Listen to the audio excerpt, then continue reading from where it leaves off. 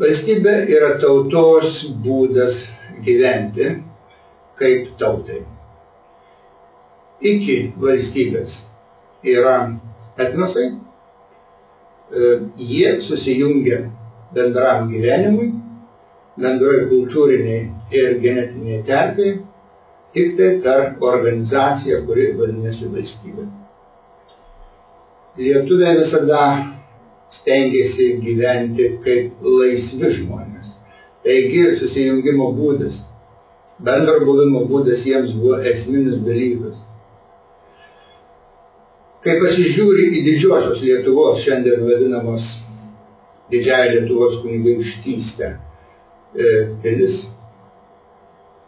matai, kaip ten yra beveik tobula forma įkūnytas lietuvių laisvės troškimas.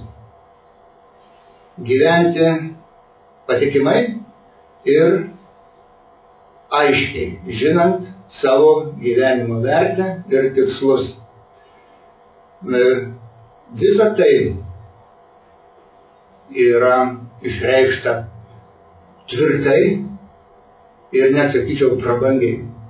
Didžiausias mūsų laimėjimas po okupacijos, po didžiųjų pasipriešinimų, partizaninio karo, kuris buvo tikras Europos karas po antrojo pasaulinio karo, po inteligentijos pasipriešinimo, po kitaip mąstančių veikimo Tarybų Sąjungoje, būnant Lietuvai, stojus sąjūdžiui ir atgimimui,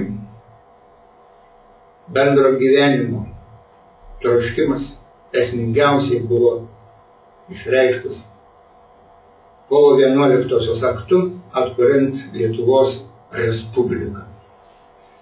Šiandien Lietuvai tapus Europos Sąjungos nare, mes gyvename daugiau pagal vėl internacionalizuotos valstybės principus, daugiau paklusdami bendroms nuostatoms negu lietuvių nacionalinės valstybės nuostatoms. Ir šiandien vėl ta raiška, laisvės troškimas pereina nebe tiek į valstybinį gyvenimą, kiek į kultūrinį gyvenimą, intelektualinį gyvenimą ir suprasti, kas dedasi, žinoti, kaip veikti šitoje erdvėje su galva, išmanimu, bet niekada neatsisakant savo laisvės troškimo ir gyvenimo tautai ir su tauta, darosi vėl svarbiausias mūsų nacijos uždavinys.